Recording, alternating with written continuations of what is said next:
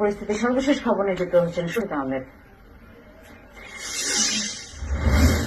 Shafiq, curfew বিরতির মধ্যে এর আগে আপনি বলছিলেন যে সাধারণ মানুষ বের হয়েছেন তাদের নিত্য প্রয়োজনীয় কাজের জন্য, সেই বিষয়গুলো সম্পর্কে একটু বিস্তারিত আমাদেরকে জানাবেন। এই 2 ঘন্টার বিরতি, অর্থাৎ সাধারণ মানুষের সব ধরনের নিত্যপণ্য জিনিসপত্র তারা কিনবেন, তারা বাসায় চলে যাবেন নিরাপদে, সেরকমটি সেই একটি পরিস্থিতির জন্যই এই কারফিউ পরিস্থিতি 2 ঘন্টা বিরতি দিয়েছে।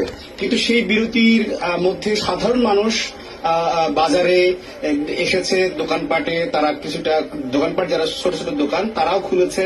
কিন্তু এই সাধারণ মানুষের সাথে অন্যান্য ধরনের বিভিন্ন ধরনের মানুষকেও আমরা কিন্তু দেখছি।